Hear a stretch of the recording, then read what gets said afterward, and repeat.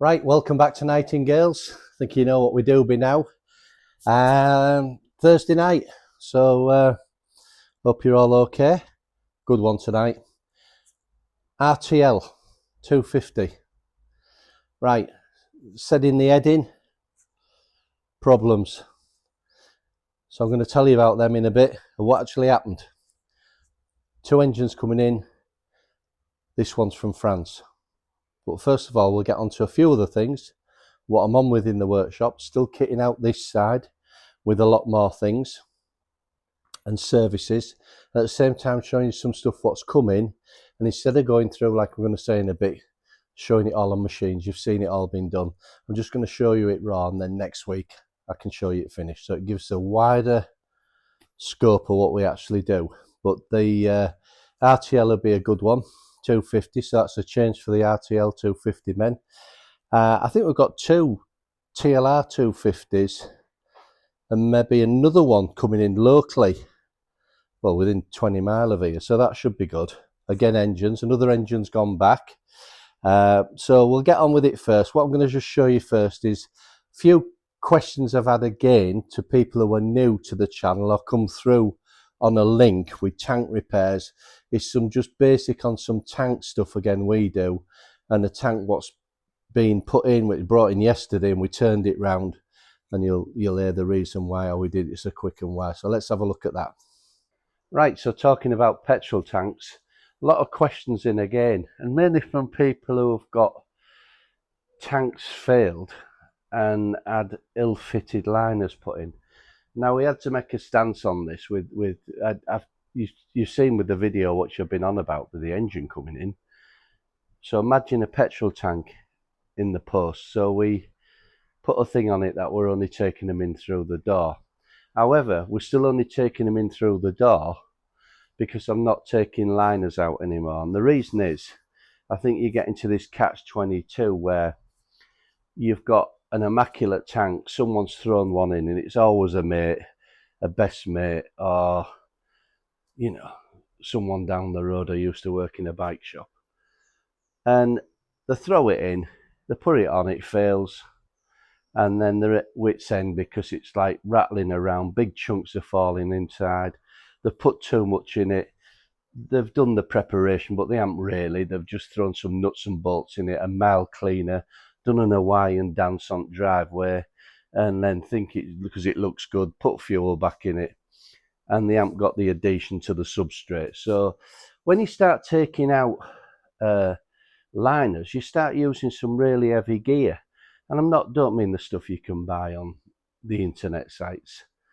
It's more commercial gear, and you have got to do a lot of prep. And I think it's just got to the stage now, because once you give people that, yeah, we can do it, and I've had a lot lately, yeah, we can do it, but the time to take them out, wrap them, be careful, go through it, it's a nightmare. So we're just staying clear of that now, because we're moving into this new workshop.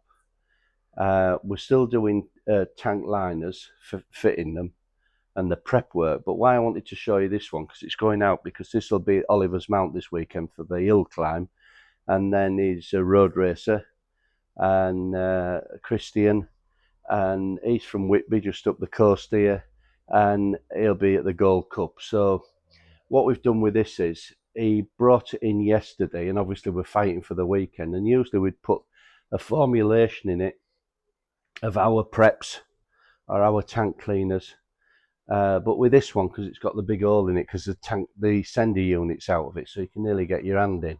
So when I had a look at it, it was only like flash rust and a few dots.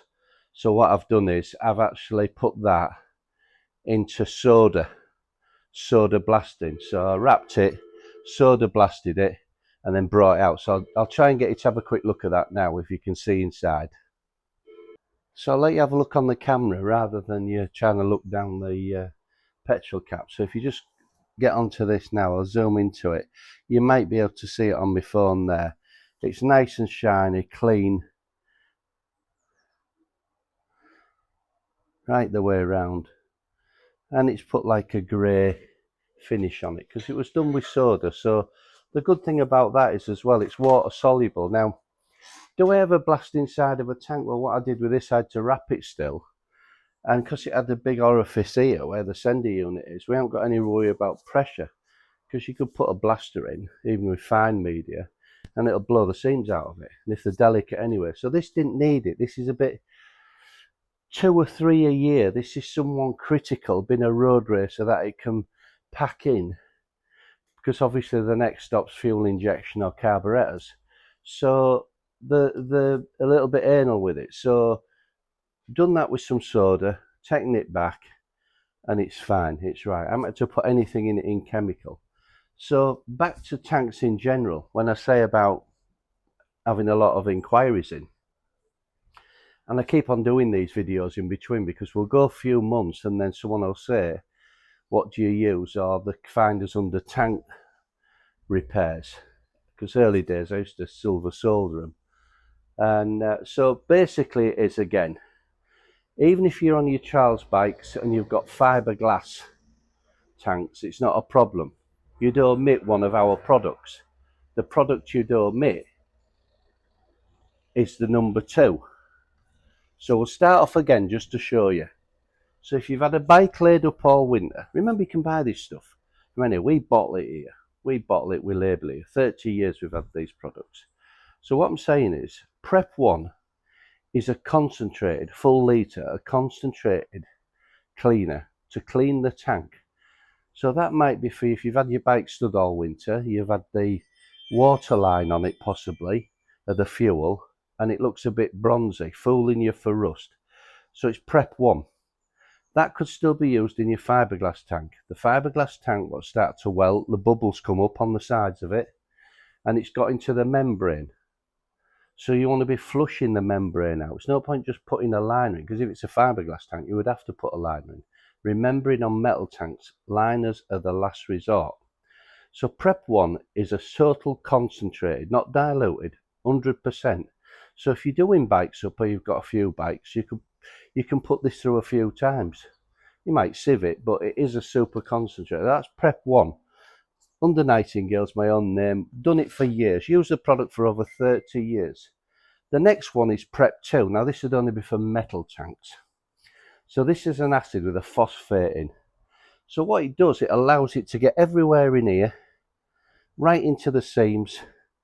And we're presuming that we've got no holes in the tank at this stage. But it wouldn't matter, because even if you was going to go to a liner, you would have to use Prep 1, Prep 2, but 99% of the time, the nasty tanks full of rust, this will do the job. We follow it on in the kit with a Prep 3, which is a soda cleaning product, commercial soda, right? Works good because it neutralises it. Not only neutralises it ready for you to put back on the bike, and you're ready to put fuel in it, if everything's gone to plan. Again, tutorial video on YouTube. But what I say is then, if you have got the holes, we'll go back to the typical 400, 400, the bubble here, the welt, someone's put some gobber in it, it might have been gobbered up and sprayed nice. You've got a leak in it. You would have used Prep 1, Prep 2 and Prep 3. I think, if I'm right, I'll just check, is this all on eBay now as well? Yes, back on eBay now. But even if you're using somebody else's product, you can look at my tutorial. I ain't bothered even if you phone me up, right? All I'm saying is using concentrates and how it works, and when you've done them for as many years as I have. So if we've got an hole in it, then what we'd do, we would have to go to a liner, but you've prepped it with Prep 1, Prep 2 and Prep 3. If you follow the tutorial at home, it will get you out of jail, I can assure you. It's time. Everyone with tank liners, all the rest of it, they rush. So what we do then is we'd go on to, or if you've even prepped it yourself, if you're happy with the preparation, a few tips I tell you, we'd go on to 4 and 5, which is part A and B, which this is what you could also use in your fiberglass tank, because I use this in fiberglass tanks, not only to put me a new lining in the tank, I also use it for the outside to fill it, because it's a resin and it's a 2-part, and I won't put anything else in myself apart from 2-part liners. I can cube this and tap it out. So again, not to confuse you, it's that if you had a fiberglass tank, you'll be using prep 1 and prep 3, because this is getting in all the weave. So what I also do in the videos, I show you about getting some of that prep 1, and where your bubbles have come off on the tank is getting a needle, a syringe, and injecting it into it, because we want all that waste, that stale fuel, out your mesh, your weave. Was one in there I'll be putting up soon. It's a Merlin tank I've done. I've done 2, the silver one, but I've done the other model of the Merlin, DG350, I think. And you could put your hand through the side of it nearly. So we built it up, and then we used this to stand it up and roll it down it. And I glassed it over with a lovely sheen, rubbed it down, fantastic finish. But that's for fiberglass tanks as well. So you just don't need prep 2, because it's an acid. So back to this, once you've done prep 1, prep 2, if you've got a rusty motorcycle tank, 99% of the time, it will get your tank back looking mint. Just about every tank. As I say, some tanks we know are prone either on the edge, a lot of frame rubbing as well, chafing. So I know over the whole, but if you're stuck, you're welcome to ring me. As I say, if you bought the gear from anywhere, I ain't bothered. And it just doesn't bother us. But what I'm saying is, this is what we use in our workshop here. And if a tank comes in for a rusty tank and he thinks he's got signs of a bit of weeping or sweating, and it's going for paint, then we do prep 1, 2, 3, and then we put the 2-part liner in it, and it works for us. But back to this one now. So when we also do tanks, if people are unsure and it hasn't got a liner in it, say, and it hasn't broken down, what I tend to do is I just do a low PSI test, which I've just got a machine which we put on here on the thing, a PSI. We blank it off with a little blanking plate with an opener on it so it won't explode the tank. We put about 2 or 3 pound in it and we heat it with washing up liquid, and I just see before we start anything if we've got any bubbles or anything. So that's it. So yesterday this come in, I thought about it. I did say to him at first, because I didn't even look at it, I said it'll be next week because I need 2 or 3 days for chemical to work. Again, people rush. You'll see that in the video. So it's just to really keep you updated. Again, tanks is something I do a lot of. And this one, we went in, I wrapped it, I went in with soda, so no chilled iron. We never don't use chilled iron as such as block. It's super fine, as you know if you've watched the videos. And the reason is it's water soluble, so you can just wash that straight back out again. It's brought it back. It needed doing nothing else to it, and literally it's a short quick fix, and it doesn't need any chemicals in, so it's a money saver. But as I say, don't worry if you've got that rusty tank, because remember the next stop is your carburation or fuel injection. So just a gen up on the tanks again, because I keep getting asked for a lot which have got failed liners in.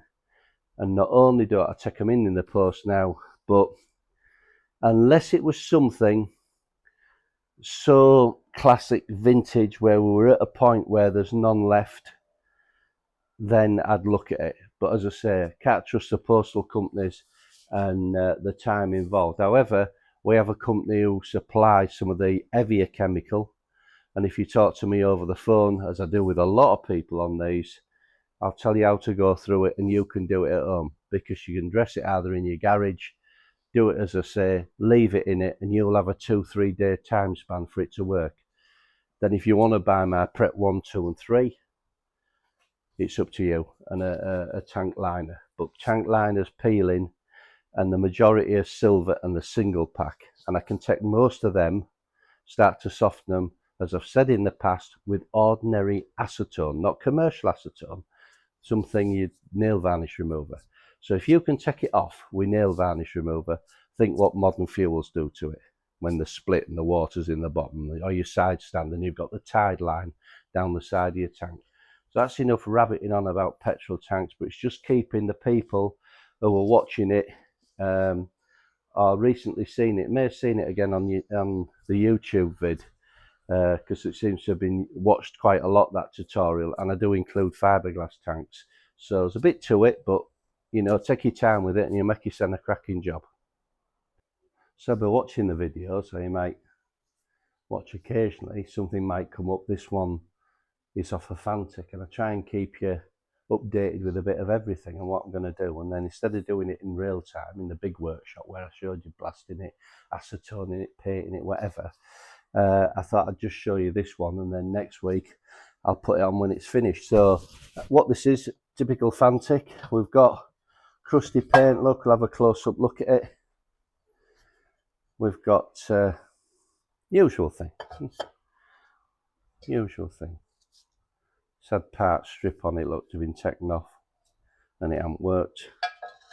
And then we've got an exhaust. So basically what we're going to do with this is I'm going to take it back, again with ultra fine media. We'll acetone it, gas it out. We'll paint this exhaust in a ceramic black, which I'll show you the colour similar in a second on a couple of other bits. Take this back, but what the customer said is, and I agree with a lot of this, when we talk about early bikes, let's say some triples, Kawasaki triple, and your middle cylinder was always a problem. So as you know, a ceramic coat pistons and piston tops and camshafts and valves. So 30-40 years ago, GT 750, 380, maybe not so much the 750 Suzuki because it was water cooled, but if you'd had a failure or anything happened, the middle pot was always vulnerable. Race engines, always a problem, seizing up. So I'm going to show you what colour I'm going to do this in now. I'll just get the phone, it'll be my psychiatrist. Just 1 second. Sorry about that, it's just booked me a few more appointments. Right, so the colour we're going for this, it's not just a colour. It's going for the slate grey type colour, which I use on rocker cover tops of race bikes, oil coolers, heat dispersant, same as I use on my TLR 200 heads. If you want to have a zoom in on that one. Yeah, so it isn't just a colour there, just for a grey colour. It's an heat transfer. So on that particular one, and people go on a bit saying, why do you bother on? Well, we've bothered to put the cam, an eye-lift cam in. We've bothered to put it on double bearings. We've bothered to give it a bit of wet porting or tweaking. And it's a brand new head. So it's longevity. We've coated the valves in it. So same as a race bike, you know, it might just be the point where if you were doing a piston, where like in the early days, if it was just about to nip up on a two-stroke and it went better, the Teflon side of it would have held it. Might even save you a crankshaft for a meeting. You might get away with it. So back to this is, all these early stuff and these air cool things, right? If it had been 30, I'd have been all over it with ceramic coating. So we're doing this in a transfer grey, and just the box in a black heat-proof ceramic. So I'll let you see them. And the only thing he mentioned on the way out was, see all this crap, look, it's a typical thing. You know, it's like strippers now. You know, you pay 20 quid for a little thing of strippers and it doesn't seem to work anymore for the domestic man. And then he's on about having this highlighted out. So I think what I'll do is I'll paint this and then I'll probably face it up for him, because he'll get at home and he'll have a Dremel or something and wreck it. Might not, but just we've got the gear here to do it, so I'll do that. So I thought I'd show you that. Ongoing from last week, especially if you're just zooming in, we're on with Dave's son's casings. They're only spares, but when we stripped it back, as you saw last week, the magnesium had reacted. So if you haven't watched last week's video, basically I'm just telling you I'm going to diamond grind the H out in the RC, take it down, and then I'm going to cut it back in and polish it like that. And same with that one. So that'll be ongoing, so I'll keep doing it. I'm only doing these to keep showing you. So when we come back to a few other things, little things, customer sent in a kickstart, which I've taken back, and I've done that in ceramic black. Did that yesterday. Looks pretty, does that? And I've done the clutch arm, lever arm in it. Some more float balls come in, again heat dispersant, the same coating which I'm doing that in. Remember, if it's heat dispersant, it's getting it away. or you've got a vulnerable bike. I'd even go to say if you're on little Beta 80s and you're revving the guts out of them and they might not be prone, but anything you can extract away. So this is like the float balls on the Hondas or the RTLs or the 250 Hondas. They were vulnerable for a bit of warmth off the barrel by putting an heat dispersant coating on. You're taking it away. So you're taking the heat from the float ball so you don't get one of the Honda coughs. Proven. Done. That's why they used to put the Bakelite there. I've said many times before. So this week, keeping you updated, the store side of it, Val's been putting many bits on, carburettor bits now, mainly on the float side and kits, which we use in our own workshop on the RC1, the Velocity Pros. And the front pipes, with just a little thing here, which was good, because these are the ones we're having made up again. So these are they're at the first stage now, because we've just altered this slightly because we're putting the Velocity Pro logo on it. But what the gasket on these, which if you've got an aftermarket rear box as well, or your original black box, is the gasket in. It's the right one and it's the better quality one, so it fits superb. And then the stainless steel clip, and then it opens up to take you. So you could be putting that on your standard on the front pipe, or you could be putting it on a bit of an aftermarket front pipe, which again, on your box goes on and straight on, and it's not the one with the big massive bolt sticking out of it. So it seals it. It's better than some of the horrendous gobbers or tape wrap around it I see. Yeah, it just works. So it's a lot more bits. There must be another 100 parts coming. So we'll move on to the next thing before we get onto this, the big one, the RTL250 engine, and just show you what I've been doing a bit more in the workshop. Okay, RTL250 engine in. So I'm going to tell you from the beginning, and it's usually how things happen like this. It starts with a conversation, so it could be 20 miles away, 4 hours away, or like this one was in France. So we're coming out the box again as if it was I was you, and the effort you've gone into not only watching the videos but decided to use us, and then you bothered to pack it. I'll show you how it was packed, crated. You've done all the arrangement of transportation, and then it goes on further. So I'll tell you what happened and I'll show you a couple of pictures. So here we go. Right, so you see how the customer created it all, mint at his end. And then when I say the video, the intro of it didn't go too well. So on the Friday we were expecting it in. A courier turned up. I won't say which courier it is, because I'll just give you a clue. It's one of them big brown American looking vehicles, which usually the side doors open in shit neck brown, and usually the operative wears shit neck brown overalls as well. So anyway, he walks in, he has a piece of paper, it says money outstanding on it, face like a slapped ass, and basically we said, well, we aren't paying that, and off he went. So we never saw the engine or the crate at that time. We got onto the customer, spoke to the customer since then, emailed. It won't been funny. It was because if you're doing things with importing things and getting custom stuff in all the time, there's still some outstanding debts, because we have paid these import things before, and then the customers have paid it. So you can imagine you've got an accounts department now we'd have to try and get our money back from, which time you find the call centre or the number and it puts you through a million times. It's just a nightmare. So we know the engine was going away. It wasn't like it was a bike courier and he was going to take it back. That would have been different, but we've never had that situation. We know all the couriers what come here. We leave a drink in the reception for them, you know, especially on days like today.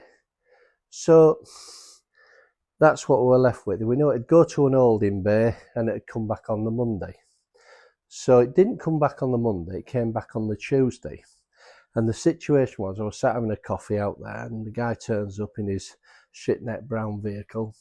Looks like something he'd be dragged off to an asylum in. And he carries this engine in the cling film. And puts it down. I shouts across to the office, to Val. And I said, "Was that engine in a crate?" He said, "Yeah." I thought it was. I've seen a picture of it. So I went and tapped on his van. And I said, "Is this how this come?" So he said, "Well, yeah, but it was in a crate." And I've had a word with him. I said, "Well, can you make a note of it?" Because I said, where the cling films come off, there's bits are like fresh. And these are big finned anyway. They're vulnerable for getting battered. And you probably know I do all the repairs and micropinning and latex transfers on them to put them right. So it's not a problem.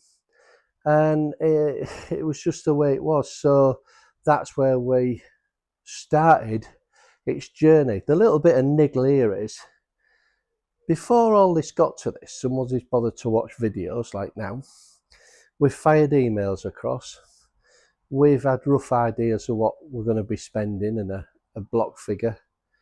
We're going to have some specialist ceramic coating done. The customer out the box has done all this and bothered to get in touch with somebody in Scarborough, North Yorkshire. As I said, most of our stuff comes from the south or Isle of Man, or not much round here. He's done all that, and then it gets to this side of the country, and that's why I don't take petrol tanks in anymore, because it seems as if you put fragile on them and they kick them round van. So that's the start of it. So it wasn't very good. The customer fully understood what was coming from. You can't just pay things like this. And at the end of the day, it was we could have gone in accounts. It, you're not always able to raise money through something, so it might not have happened anyway. But anyway, let's get on with it and have a look at it. So right, here we go. So this is what it was. This is what maybe the customer did, or else the courier did. And first thing I noticed was, I know these fins, and you might have watched some of the videos before, the RTL fins, they do stick out quite a bit. But on here, it was scuffed shiny, where this has been painted over at the time and scratched. And it's also a little bend down, which a lot of these are. So we look the remnants of the back end of a carburettor there. I can assure you I haven't looked in this, I haven't done anything. This is exactly, because if there was anything wrong, this is how we've done it. And there's a paper trail to see how this motor has actually arrived into me. So right, so this will be CDI, he says. That's the carburettor, which is bolted onto the manifold. Yeah, that'll come off. We'll just straighten it up for video. Little breather pipe. And then it's documentation. Kickstart. Now we look at these. Now this isn't a problem, because if you haven't watched any of my videos, a few tutorials which I've done. And one I did about 6 months ago, the customer didn't want, if you don't watch mine, there's micro pinning. So if you've got a fin off, I can micro pin it and put the pins into the fin, and then we seal that. We don't weld it. And then on top of that, what I do is I actually put the latex transfers over it if we need a print back on. This is very fine, so we've got an edge here which I'll be looking at, and it's gone down, but that's not to worry about. So we've got a clump out here, which is the norm of these, which I don't think that's fresh. And then in general, apart from a bit of oil coming out, we've got the usual gobber and the leak around this stator. And then we've still got a original engine number on. Just check there, look. No, there's no corner off there or anything. So I don't think it's probably gained anything, but it's always a concern. I'll just check underneath that sump, because what you're thinking is, has it come out the crate, or has it been bounced, or it could have cracked something? So there's no visual signs, but we've got it close up now on camera, and I'll tell you what we're doing next with this and what we've got here. So let's move on. We'll just push that over and make her safe. That's better. Right, so we can have a talk on this. So as you can see, and off the video it was running, so it'll be a full strip down, which you'll see. Degreased, everything done. We'll be looking at the, as you know, the RTL's a factory bike, slightly different head combination inside, and they're a bit more special on the hand built side individually. So same format, same everything else, a lot of parts fit the same. We've got magnesium casings, as you know. In the past I've had these right the way down and had to build the Honda up. I'll repair this, which you're going to see ongoing, this big chunk out of here. I'll repair these as well, because we'll be cerakoting these, ceramic coating them. I'll be leveling this up. We've got a bit down, and you'll probably see what I do. I put a wedge and a bit of oak in it in water. I warm it up in the ultrasonic, and I put the wedge in on the night time, and then in the morning the wood's expanded and it lifted that fin up for me for starters. So there's little tricks when they're off which I'll be doing. It's got the old Bakelite heat deflector to keep the head off the float ball, which, as we've said, you've seen earlier on. That's why we ceramic coat them. Sometimes when you flick these across you can't get the ball off, you see, but that's an original one, which is nice. So in this case we'll keep that, because it's only in one piece, it's not an add-on. Few bits in general, but what I'll be looking for on these casings, because they're quite nice of these, apart from this big lump out of it, because it carries a seal in there as well, so it's leaking out of there. And then back to this side. Now we're happy with it, we'll also be checking when we get it down the famous kickstart mechanism and cogs, what bore it's on, have a look at the valves, have a look at everything. I get asked a lot of times, but what about one of my special heads on them? Well, these were a different format and the valves were bigger anyway, same as the 250, so we usually go in and have a tweak of them. This was specially designed. The TLR 250 can do a bit of tweaking in ports, inlet mainly. So this casing, though, it's had this nasty, they're always gobbled up here with stuff, but it has got its original rubber bung on, if you look close here, and it's the original one, what's nice and soft, into 3D printed one. Right, so that'll be sorted out, all that, all separately. Again, on this side we've got fin damage, we're down about 4mm there. I'll just get a ruler. Yeah, so we should be on 10mm, 8mm gaps when we go down to 6 there. So we'll have this all in line. Again, it'll have wood splints in it, be taken up with a bit of warmth, and then be dressed and prepared for subject to the barrel bin. No nasties that it's nipped up at some point, oil pump failure, till we get in it, but that'll have all new seals. We'll be going through the bearings, we'll be inspecting the shafts, and then all these will be painted in ceramic. I guess this is in like a grey, this. We'll be doing it in more an HRC, the bronze colour. The Honda's still nice. These look a bit tired, like, you know. I'll probably put a new set of them in, little things, and have a look at the caps as final cosmetic, because it's important when you get it back. Not only that, it's had a full engine rebuild, professional engine rebuild, but we've ticked the boxes because it's someone's pride and joy. So he's bunged off the what is it now? This has had a knock. Look at this. We'll have to have a look at this. Now I reckon that's had a bung in there, but look at that stud. See that stud there, how it's down there, so it's had a knock down there. So it could have, can't see a customer going to hard work to putting that in, because it'd be awkward.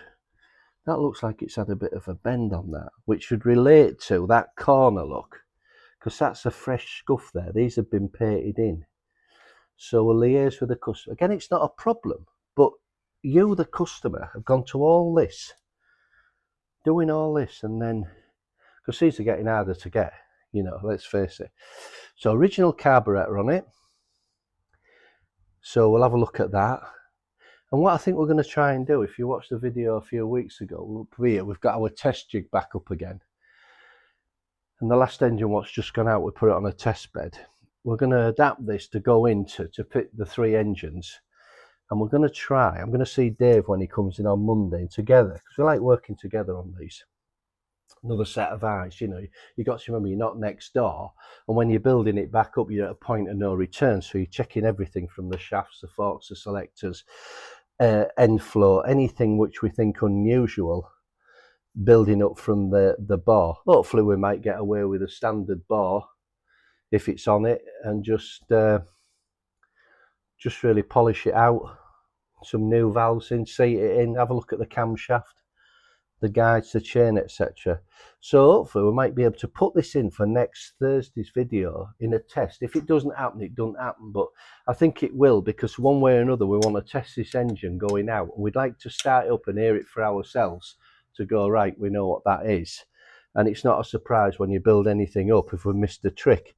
So I think that's a good way of doing it. So this will be a good one to watch ongoing. At the same time, we want to get this in done, but there'll be, instead of going on about stuff in the workshop, I'll be showing you close up to what I do with these fins, and I want these absolutely immaculate, you know, when they're finished, as if I was restoring the bike. And it's important, you going to all this trouble. So what I'm going to look at here is, the customer did say put a CDI unit in, so, and he asked, does it come? Well, obviously it come because it was in the bottom of there. So I'll tell you about this, what I've just found. Yeah, so this is obviously original CDI box. It's a Chinese thing, and we're back to the old thing, you know. It's like anything else. Before I just even uncovered this, I just had a quick look there and I could see it sticking out, so I've got a box just to show you, and then I've got something in between which I've been doing today since I've started talking about CDI boxes. It's a bit of a madhouse. You know, on the other side at the moment I've got a Porsche rocker box in, and I'm checking it off with a stripper, and then we're going to have it in Ferrari red. So there's a lot of other things happening, you know. So right, so these Chinese, getting me hungry now. Went through to York last week and go to a restaurant in York, a Chinese restaurant. Been going for years, but they change staff all the time, and put my hand up because they were coming out of the kitchen. I said, excuse me, I said, are you wanking the waiter? He said, no sir, I'm fucking the cook. So they changed the staff. Anyway, so back to this Chinese little thing. Right, so you'll hear people saying, you can fit this, 5 pins, you get an adapter. You know, you're taking an earth, a coil lead, a green lead, a yellow and blue and a red live, and you're putting it in and it'll spark. But it's like me saying to you, from that little bike what was in here a minute ago to one of ours, if you give me a tin of, you know, damp start or here's air freshener, take your carburetor off, I can start it on a tin of fuel, you know, firing it in and rev it up. This is the same thing, it's where you stop. So I thought what we'll do, we'll cut one in half, because I've cut them in half many times. For some reason I seem to be getting a few through the post as a joke, I think, like the old carburetors, the Chinese itchy fanny carbs. He loves sending me them as a bit of a joke. I think I'll put a shelf up. And the reason is, yeah, you will get a spark, but we're back to this thing with brains in engines. So all you guys watching now, who, I say it every time, you've had this, you've done that, I've had this, I've done this cam, I've done that. And really, that's the brain. As soon as you look at that black box, you all stop. Unless you're into electronics, unless you can build them or design them. You know, so, and then is it for that engine or is it for a race engine? Is it advanced? Has it got the limiter out of it? Do you want it to take off from the beginning, or do you want it on a power band right the way through, screaming till it blows its ring out? So we'll have a look. The thing is, yeah, it has come for the customer. It is here.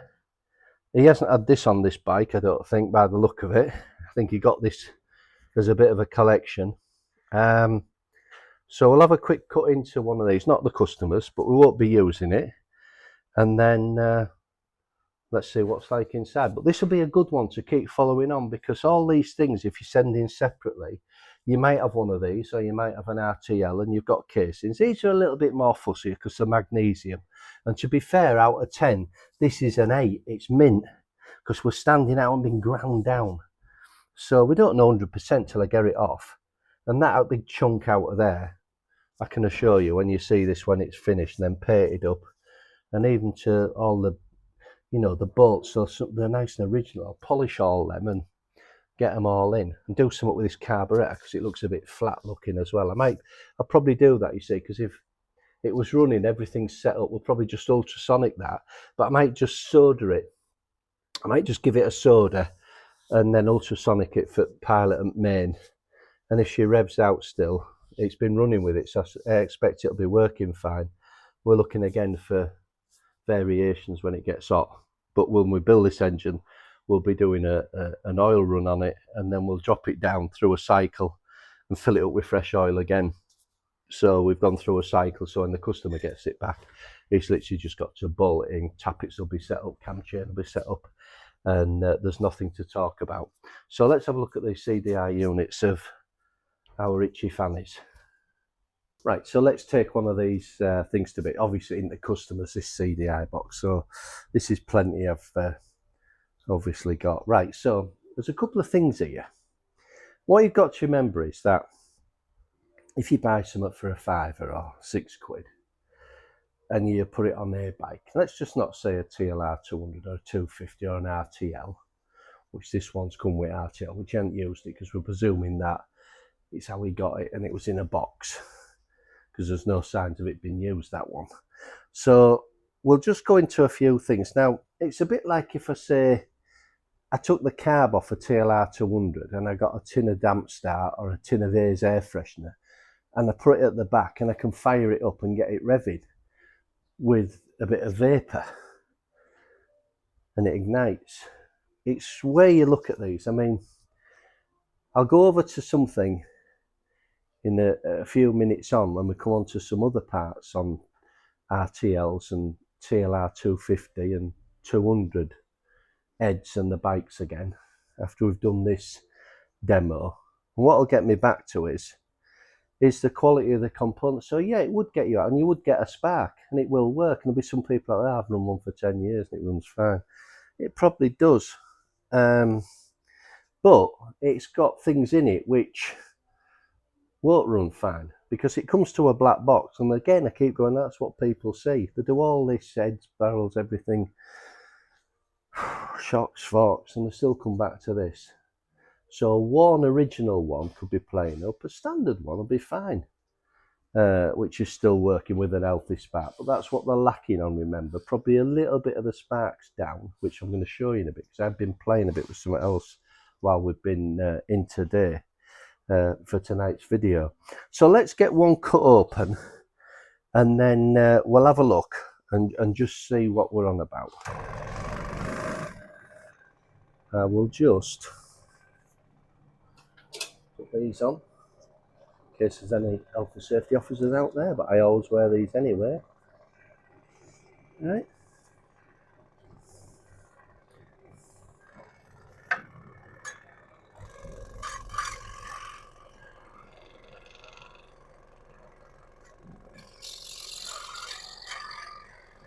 I actually have an health and safety officer in that side of the business. He has a body harness to get into bed. Green lights at the end of his bed. Red, amber, green, when to go. Right. Okay, so let's get up to here. And first of all, when I go on about the boxes I put, and there's a reason for it as well, and they're a bit different, so they're a bit longer, and I'll tell you in a minute. So we'll just start to, so this is just sand coming out of these. Right, so that's what they've got in it, sand. So then I've cut one open just to show you a bit further, and without boring you now, because it does get a bit that way on it if you're not a bit of a nerd in these. So what it's got there is, look, you see the it's not a gel, it's an hard finish on top. So they put sand in the bottom as a bit of packing. It's not really doing anything else. Might be an anti-vibration. Now say I put a pad when I start building my boxes, and that's the copper board before I print the circuit, before I put the print on it, etch the circuit out, and then put the standard circuit onto it, which we use. So when I drop this in, right, I'll put that on a pad first as anti-vibration, and when I build it up, I'll put in some what we call potting fluid, which is a soft resin. which is an anti-vibration. Anything for long, why we've gone longer on these, on mine, is they're still fitting your TLR 200 frames when we get into production with them. Because at first, if you're new to the channel, I was only putting them on my special builds. But I've decided now that when we get this workshop fully set up, I'll be making them. We're on our way with it. So, right, so back to this. So we'll have a quick look. So what you've got is, this is the size of the circuit board in this thing, and this is the size of ours, right? And when we look, basically, we've got this resin, we've got the caps, we've got a few little diodes, and we've got a little thyristor here. Now, if you look at this close up, this is a thyristor, and it's just wedged up against this block resin. So what I'll do while we're on, if we just keep focusing on that, I'll just get a meter.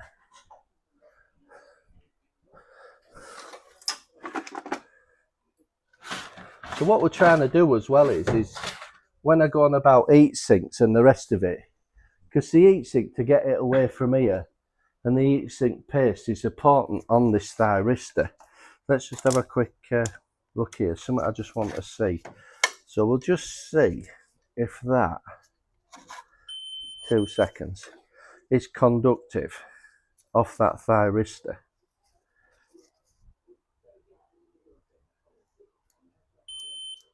No. So it's not like they're using the top of this. I thought if that had some kind of metal flake in it, and it can't. So all they've done is they've poured the resin on top of the thyristor. So the only cooling you're getting is nothing really, because the casing itself, it's just using its casing, and there's not much left in there, as you can see. So yeah, there's a big capacitor there, discharge capacitor, which is giving you the spark.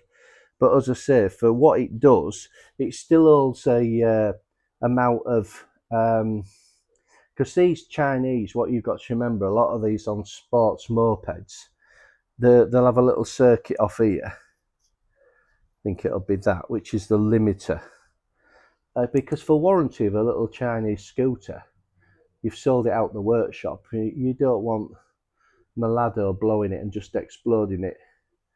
I mean, it's going to explode anyway, but it's just quicker because it'll limit her out. So they're covering the backside with these limiter and a little big capacitor in it to give you a bit of a spark. But that's it. That's what you've got in it, really. So yeah, you might get away with it, but you're not in the world when we come back to after you've been spending money on your bike, because it's just telling you it hasn't got the components what go in to most of the circuits people are building, like me, from scratch. So that's the box. As I say, our box is longer, but it still fits nicely in the frame. The reason is I've had to give it a 6mm gap there is because I've showed in the other video, the heat sinks are bigger. So when you put the thyristor paste on it and you put your aluminium guard on it, the heat shield, it's the hottest place on the machine, and for longevity. But obviously, like them, they just pour it in, and you know, like most people, they take the plug out, have a spark, that'll do me. But when it comes to like how advanced the spark is and the brain, yeah, it's just a spark. But yeah, that's what you get. You get what you pay for, don't you? But I just thought I'd show you that one. So while we've been on today, I've been going back to the test bed, and I've been making a couple more modifications. Now the modification is, again, it's not for the size of the spark, because the stator on this machine, on the test bed, is just a cheap 25 quid stator, and the coils aren't that big. The pickup head's a pickup head, and the TLR produces a little bit more whack out of it, but I ain't bothered because I only want it for testing. The reason I'm just going to go back to it and bounce back again, and you'll know I'll bounce back onto different things, and it's just what happens in the day, is that it's not the spark gap. At the moment, I'm running from, with no plug cap on and a spark plug off, to arc across. I'm running at 25mm. Now I go to 30mm gap for a spark, and this is when I come back to unspent fuel or bike that's stalled. We're trying to move into this era now of what we can do, where we couldn't do it 40 years ago. So we'll move on to that. I haven't done anything to the spark. It's not for that. It's just building an inboard device that I can tell, as I said earlier, that if something's been crossed, it'll take it out. It's a bit like a safety circuit. When I was in the TV game, you won't get it as much now because there used to be safety circuits in when it had a coax cable, and the more TVs now don't need an aerial. So if it had a discharge of thunder or anything, lightning, it'll blow something before it explodes the telly. Or lift the telly off its feet if it had a direct hit. Same as if someone was plugging everything into sockets and it gets a quick peak on the mains, it'd blow a safety circuit. So that's what I've been playing with. So again, these CDI units are meant for longevity and repairing in the event, because at the end of the day, we pick a transistor up, a diode, a resistor, and we're in the hands of the gods. We're buying, the quality components, but it can fail at any time. Just like a modern car, you buy it and a sensor can come on straight away, and there's hundreds of sensors now. So we're just trying to explain a little bit, but the bottom line is that we've made these specifically for going off for the TLR 200, the TLR 250, and of course the RTL 250. The ones who build them and sell them out there, the ones I've seen, all good. So that's on a little bit more. Been on it a little bit today, but I think we'll just do a separate one now, just to show you a spark close-up, which we're going to do a short for one of the TikToks or something to show people the CDI box, because I'm all about the spark gap and consistency of it. So we'll go over there and have a quick play with this thing. Again, if you're new to the channel, you started watching, what I've done is I've replicated a stator and the flywheel. Just welded a lug on it. As I said, it ain't the best. It's a cheap quality. The coil pack is not as good as the original Honda, but I honor it that if it plays down a bit, it certainly ain't any better.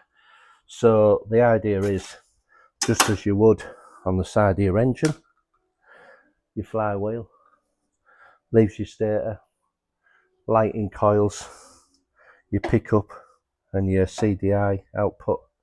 So all I'm doing is putting that onto there. Now the thing is, here we just have a quick look. Remember this modification today, that's the box loomed up. As you can see how I loom it all up and put into boxes, and then all the gels and everything else go with it. The thing is, I'll just show you here now. Look, we're at 28 mil off there, the gap, right? Now I can get this up to 30 mil. So the idea is now and I've replicated obviously this CDI box back to your Hondas, because as you can see the box is also a bit bigger, because I have to incorporate more earths, especially the one which sits here, and one goes downstairs, another one up here to coil. You haven't got that many, but simple, because you're doing away, there's no lighting circuit. So what we'll do is we'll fire this up now. As I say, the only thing I've done in this box, that was the other box there, is I've just put something as a safety circuit in. Now this isn't a circuit that after 100 hours something fails, which I was always convinced in the TV game and video engineering game that certain early parts of the resistors were not under any heat shields or no airflow, and it's as if you had a timer on them, because they always seem to come in at a certain time and they failed, and you think, well, is it just, was it drawing too much current, has it just failed? But no, it was just in case someone crosses the wires. But the instructions are easy, they're labelled up easy, they're foolproof, but it does happen, and I have done it myself. So we know we've got a gap, so all we do then is we get a rattle gun, and what I'm going to do is now I'll just stop and we'll really come back to it, just so Val can get a close-up on this. So we'll put this back on, try not to drop it.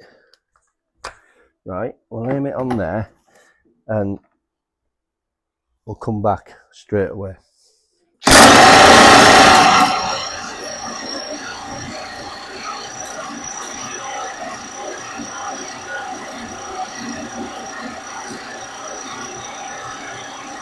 So yeah, so that's what we've got. And I said at first we were going to use them on the RC1 Velocity Pro and built machines, but now we're moving into this side, doing a lot more development and stuff I'm managing to get on with. We're getting there. Get a couple more built. We're going to get them on again on this one, run round the back child section, get out to somebody else who's going to run it for a couple of weeks, and then I think we'll be ready to go. So the time scales are coming down for when they'll be done, and then I'll know when I finish these with a few other little bits how much they're going to be, but I'll keep you updated. So what I'm going to do is I'm going to move on to a little bit of the RTL heads, a bit where you talk about gas flowing, where we're probably talking a little bit about wet porting or whatever, or what I do to the heads, because the format when we talk about RTLs was a factory bike with a lot of investment and people crawling all over it. Best built bikes at the time, state-of-the-art technology, and everyone working on it. The RTL250 was more of like a clubbing bike, a bit smoother, and then we got the RTL200, which was like your reflexes and everything, which was like a trailer bike, and then people started riding them in trials. So we'll go on to that. Just one little question as well, because as it goes through the day, and we're nearly at the end of the video, but we'll go through a little bit of techie stuff. What you've got to remember is that the TLR200 and the piston's different obviously to the 250, but it's the same as the RTL. So the RTL and the TLR200 run on a 70mm piston, which I'll show you something about it, which we got caught short with a couple of years ago. But really, a lot of it, when we say about parts, because we're stocking loads of Honda parts, a lot of the parts do move over to these machines. It's a bit like when we talk about the rake on the frames. Now, we won't talk about the rake on the frame, yokes, rake, when we're pushing in and out, or when I alter them, or we alter them in the workshop here. The RTL was built like a Forth bridge, the headstock. Now the TLR200, it's got possibly a 26-degree rake, where your TLR250's got a 24, but it's still got the cradle tight frame. So there's a little bit when we talk about modifications, when people are having them done, sometimes if it has a decent rake on it until you put it on the laser, then we move the footrest back. But I'm just telling you, there were some standard stock differences. When we come back to a question being asked before this, as you know, this is on an RTL now, and we've got TLR 250s coming in and many 200 engines, which we appreciate, is when you start getting to the technical side of it, like the RTL 250 and the TLR 250, its stroke is 64.9. So you compare that to a TLR 200 and it'll be 57.8, its piston stroke. When we come to me talking about the heads, which we're getting a couple more ready, there's 2 going out tomorrow. When we say about the heads, these heads are brand new, by the way, as I always say. They're not refurbished, and on the double bearings, the cam, the ceramic coating, the valve coating and the top coating, and a little bit of tweaking to the ports. We're not just assuming that it needs a bit taken out, because a lot of these cast heads, they all vary. That's why we make up a couple of dummies. So when we go back to the technology in the RTL days, if you worked for Honda and you were on the trial scene, not the road racing side, they'll probably give you a team of 40 blokes just to work on following trials around, ripping that engine down and working on it. So its configuration of the ports were a little bit more, because it was meant to be more aggressive. Yet when we come back to the TLR 250, it's a softer ride. When we come back to tweaking TLR 200s and a few other engines of this era, we're copying. So I copy it with something I'm going to show you now. And I never take it for granted that one cylinder head is the same as another, because it might just be slightly out. So what I've done, after we've we've done the parts, or I've done them, then I'll take a copy of it, which I've got that copy, and it might only be a fraction. So I measure it, put it back in as a demo, and I'll show you it now. And there's a bit of a smile coming up here, I can see. And I know what you're going to be thinking in a minute, but I'll just go on to this and just show you what we kind of do, or I do. So I've got a jig for it, a template, and I'll go on to the pistons. So let's have a quick look. All right, so if we talk about pistons in a RTL250 or a TLR, so we're on 70mm, remember, 70mm bore, well the piston will probably be 69.5, and your TLR 200 is on 65.5 standard. So an issue I had, or we had, me and Dave, we got the engine all built up like this, all done, everything done on an RTL. We bought the piston in, and they want a genuine Honda piston. Now, somewhere along the line, don't just quote me on it. I think we've got 41.7 from the bottom of the skirt to the crown on the TLR 250, and the same on an RTL 250. So we got the piston in, decent name. And another thing what kind of grates me, I was talking about this morning, and it's not just one, it's many companies where they sell parts, and I can understand it in the big fit, because if you've got 500 bikes and your man just sat in the parts department, you'll be looking at a screen. But when you're a little bit more personal, and they put on it something like, this is a sales line with no technical services, well, it kind of chills me, because I think, well, as I said, we never stop learning. Every week in here, someone walks in, you never stop learning, none of you do, right? So it kind of, so anyway, we bought this piston, we built the engine up. Again, it had mains, gearbox bearings, roller bearings, alt forks inspected, which will get me to something in a second, because they're just coming up with questions people ask me. And so we put the piston in she goes, put the head down, set the tappets up, cam chain on it, new guides, new chain, everything else. Get the plug out of it, turned it over, and bang, stopped dead, as if it had hit an head gasket, as if it had like bumper. It wasn't top dead center, it was lower dead center, right? It was the bottom. So what do we have to do? Luckily, we just turned it down like this to a touch. If we'd have put that engine back in as well and booted it off, that'd have been it. Good night, Vienna.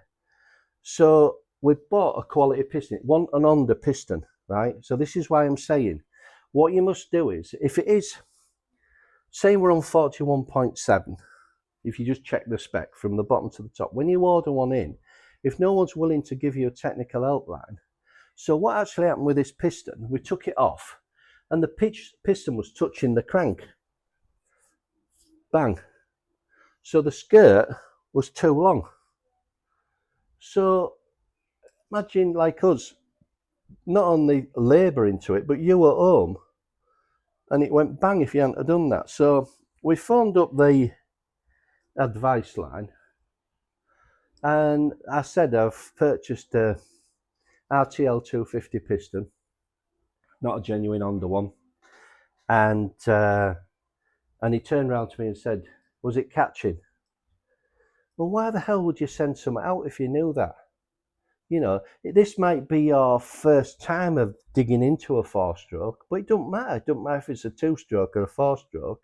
You've ticked all the boxes, you've torqued it all up, you've set your valves, you've done everything, and you get that kind of thing. Now in a workshop like us as well, it's full down again on top end, because we obviously took the barrel off, but we thought, what the hell is it? And it was a metallic noise.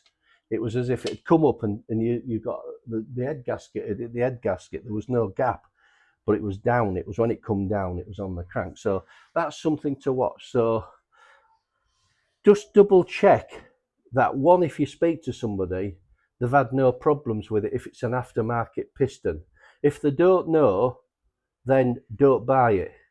Get somebody, or if you've taken the Honda one out, just measure your Honda one. But I think it'd be 41.7. I'm pretty sure. Right, so what I'm going to do next is, that's just saying to some of what can happen. The next thing, like the guys with the TLR 200s. Now we'll talk about someone who's got it on the road and they've got a front sprocket the size of a dustbin lid, you know, where we change them, probably go down to a 9 or 10, 942, 1043 or whatever. And you talk about a piston for an XR200, because the format of these 200s and all this are all basically the same. So what you've got is, this is where I would pull it off, because when we pull our heads on, we have done away with the valve lifter, which isn't a concern, because once you know somebody, and I say it in the past, when you kick it on top dead centre and pass it through, you will never put strain on that ratchet strain. It's only if you get like a lad who's got off a two-stroke and he's like a bloody rabbit on steroids and he's going like a nutcase on it, right? So that's not the issue. Now the issue what it would be for me, if you get a XR200 piston, this is in my view, if you had to say I'm only using it on the road and a bit of trail, so an XR200 piston will probably be 10-1 compression, so you're raising the compression, and the Honda TLR will be a 9-1, so it's a softer bottom end. So an harder compression is knocking it out, and this is when things start, like the TLR 200 start going a bit lumpy when you go down on the low revs, and sometimes you get that feeling of an Honda cough coming in. So what I'd say in that case, you could buy a piston for a TLR 200 and a reflex. If you're a bit of a traily boy, you've still got its original valve lifter on it, and you'll just raise the compression a little bit. If you had to put that into your TLR 200 trials bike, I would think you would notice a little bit different. Again, you're putting more strain on the kickstart shaft mechanism, but if you're still doing it right, you won't put, but you will find it lumpy. That's my feeling, and I've been there and done it, so I thought I'd tell you on that. The next bit I'm going to go on to about is the bit where I said you're starting to laugh, and I just picked this up, so I'll show you them now. Right, so keep a straight face.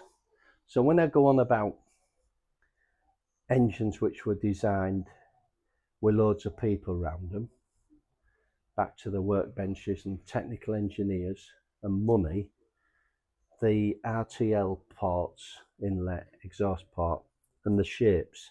When I go on about TLR 200s and a little bit TR250, bit more traily come, then there were road versions. So we come back to how we tweak these bits and what we do. Now I have to keep certain things, because I get this off certain people. They say, oh, you give all this information. I don't give a shit, really. Right, all the people who build these bikes, and let's face it, not just TLR 200s and other bikes, restorers, your men who visit Telford all the time, they all make a cracking job. Right, and that'll come back to something else in a minute. So are you ready? Right, so here we go. Now I know what you're thinking, you're starting to laugh, aren't you? No? You're starting to laugh because you're thinking I've modelled that off my thumb. You see, you weren't really, you were thinking he's going to say it's a butt plug. Right, well it isn't. Imagine if I dropped down in here and someone started going through my drawers here, literally. My underpant drawer and found these, my tools here. What's up with this bloke? Right, so anyway, it's got an EX on it for exhaust. So what actually happens, when we go into the exhaust port and you put things in, and we go to a point, when I bring it out, I can check straight away if one side's running out, because I'm trying to get the mist in. The exhaust I'm not so worried about, it's more the inlet. I'm trying to get it spraying in. That's why there's a few tricks we do further on along the line. I had somebody in the other day with a little single cylinder bike, and we was talking about the gauzes we may fit in some things, and he could even do a try it out on a pair of tights first. It just sound a bit sick, this channel, doesn't it? What I'm on about is I'm on about the manifold to the cylinder head. If we're thinking back to throwing fuel into an engine, then by putting a gauze in and we try and mist it and send it cyclonic, we're kind of changing it to like a fuel injection. So the engine's feeling, especially unspent fuel, we're misting it in. Now I've done loads of stuff on these, but this actually was for a little 80cc because the lad's getting a bit bigger, and I think in a few weeks he's going to bring me the crankcases in the barrel. We'll have the piston in it, so I'll put a ring in it. We'll have a look at the base gasket for maybe giving it a bit of a tweak. Again, we're looking for low tweaks. Again, with the CDI units, we're after takeoff, not top end development in a CDI box. So yeah, so then I've got the inlet again. You thought that was modelled off my other thumb, didn't you? Right, so what did you say? Thank God it didn't.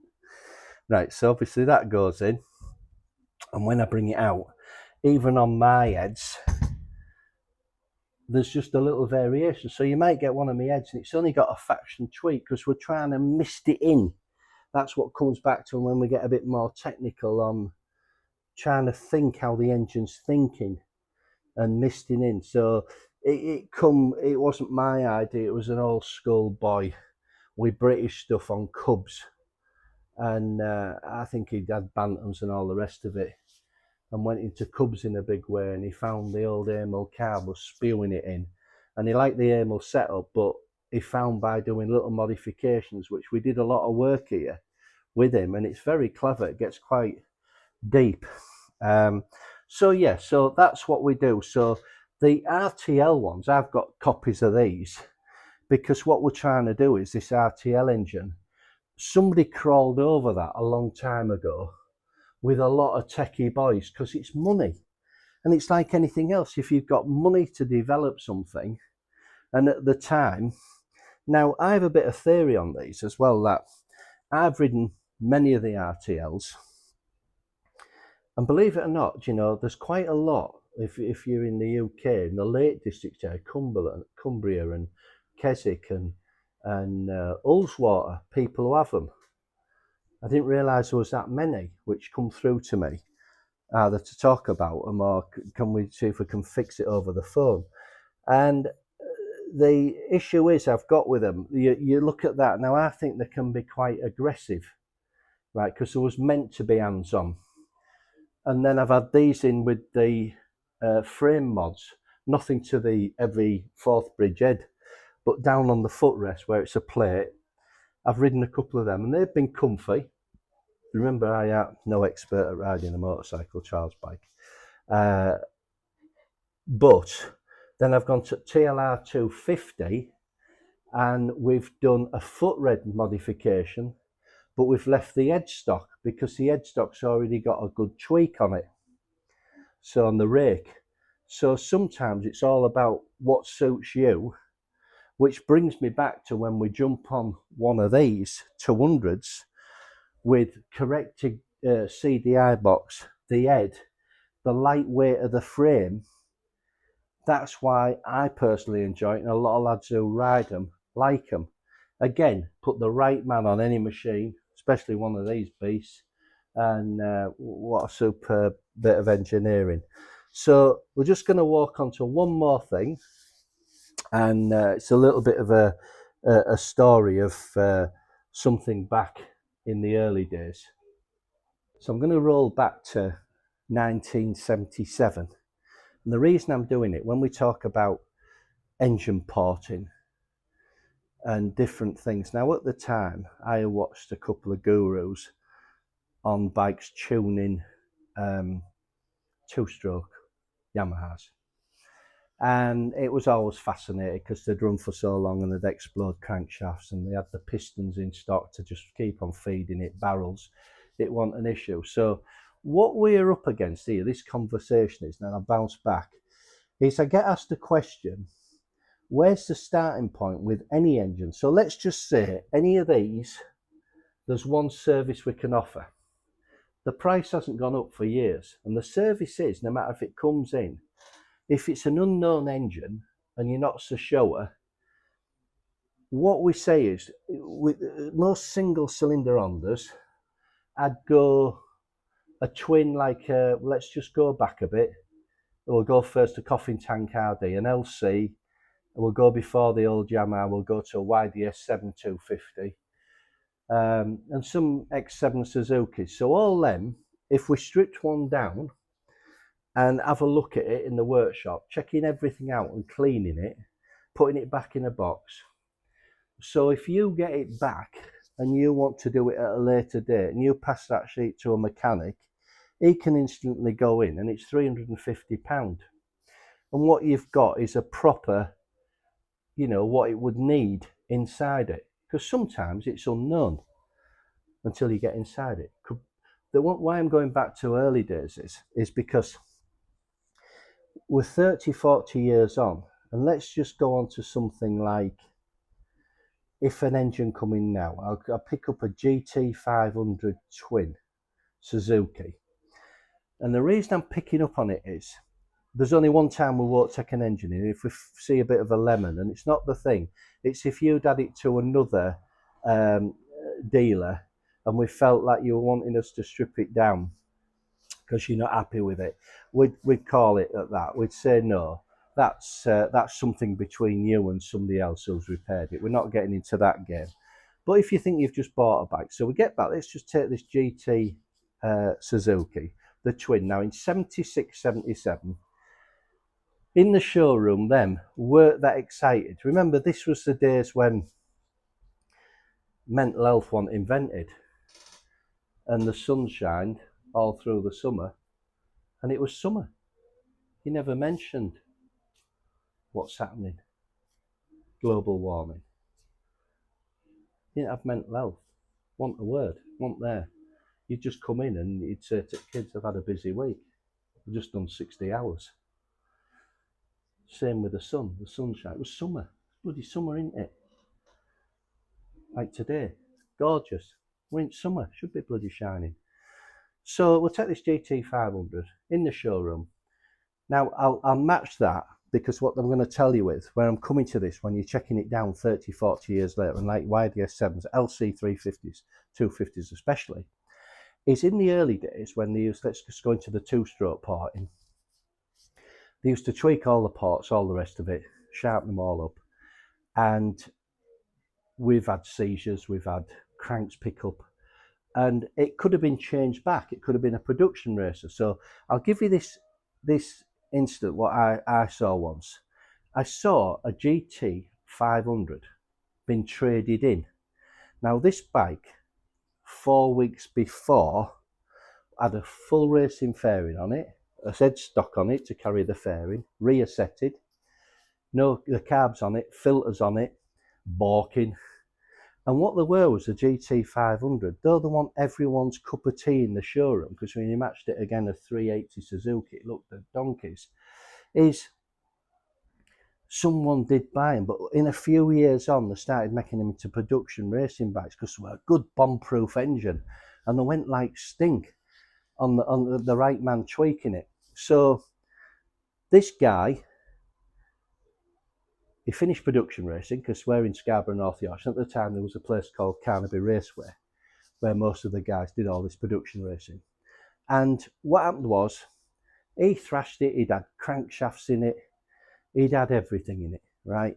Blown it up a million times, he'd exploded the clutch basket. And then all he did was, one day, he'd kept the original tank and seat unit, the back light, the back mudguard, the front mudguard, chopped the stem back on, put the new clocks on it, because he even had another rev counter, the headlight back on it, the original loom, because he didn't need anything, right? Put the air filter box, brand new, filter in it, got rid of the old Bork, right? Set of clutch plates in it, and he drove it into the salesman. The salesman come out, looked at it, and traded it in, right? And I know what the guy bought at the time, because I can still see him now. He traded it in for a 1976 Jubilee Bonneville Special, right? Limited edition. So that bike, for a warranty tide, it had been screwed, right? Coming 40 years later, when you look at these barrels what come in on restoration side, you take them out, you go, Christ. You look at the journals and they're all chewed up. but they're managing to still run because they were good, they were Jap stuff. So it's all a full circle of what's happening in the tuning world and the bikes in for restoration. What it started off in life was, you know, I still think a nice YDS7, the Candy Gold and Black 250 was a fantastic machine. If you go back to a 16 era, the mopeds at 16, if you had a Gorelli Tiger Cross, you were a bit of a demon. If you had a Suzuki AP50, you were cool, and an FS1E, right, you were super cool, right? If you had a little Honda SS50, you were a full-blown nerd at the time.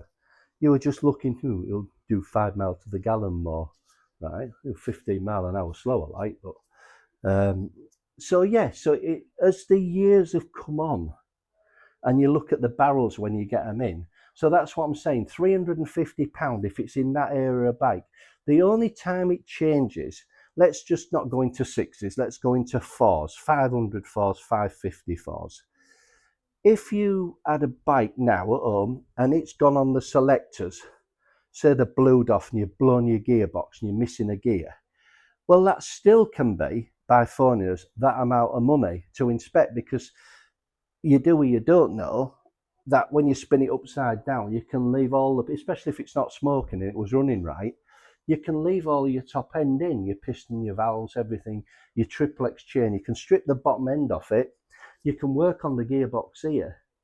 So really, you're not having to do all the nasty bits in the time. So you need to speak to us if you have got something, because as we recommission more bikes, that's what we want to do in here, rather than restoration, it's probably worth giving us a call. So going on a bit, but that's the situation with the heads, the plugs, and the rest of it.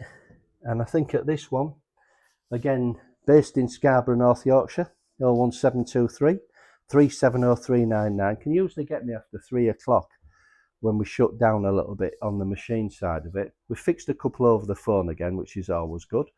A couple of heads going out, which is great, and a little bit of follow-up of customer, what he's doing to his bike, which is coming along quite nice. Over the phone, again, 3 hours away, but at least you might be able to do a little tweak and mod and get it running for pence, just by having a quick chat. And till the next one, I hope you like that one. We're going to keep you up on this one. I'm quite excited when I get this in, because we'll be doing the work on here and all this and the rest of it. But that's last. It's like when I talk about your TLR 200s, all these tanks, mudguards, shocks you want to buy, skip it. Engine first. Let's get it running right. Let's get this back together. Again, we're going to start photographing this on Monday when Dave's in. What we'll do, we'll take this, and I'm hopefully up there again, up on the demo frame. We're going to get this in, so this will give us time to listen. You've heard the video already. I want to get it running, right? I'll put one of our CDR boxes on it and get it running. Let's hear it, and then we'll be stripping it down. We'll do the video for the Thursday night, what we're up to. Then you'll see the videos me repairing these casings and all this kind of stuff. You'll be seeing what's going in it. The customer will have a full list of it. You'll also see the parts, and we'll also do some photographs separately. And then when he comes to ever sell this machine, or anyone selling your machine, you aren't going to get that thing, well, saying it's had all this done. You've got two choices. Well, there's a guy, we did a video on it, and here you go, you've got a photo portfolio on it to give to the customer. It's always good. Restoration or one-offs, best to do it. You forget about it at first, and it bites you when you come to sell it, because no one believes you. So till the next one again, thanks again. Appreciate watching and subscribing. We're getting up a little bit. And as I say before I go, if we do get to the point of anyone sending anything in, next week on the video, I'm going to start a little bit on the children's air ambulance again. I didn't want to harp on about it too much. We're going to do a little bit of raffle stuff. If we do get something sent in from a socket set to whatever, we'll try it in here, and then we'll sell it out. I don't want it. I don't want a cup of coffee buying out like that. We'll sell it out, even if it's a 10 or 15 quid. It'll go to one of the good causes we try and raise a few quid for. So, yeah, see you in the next one.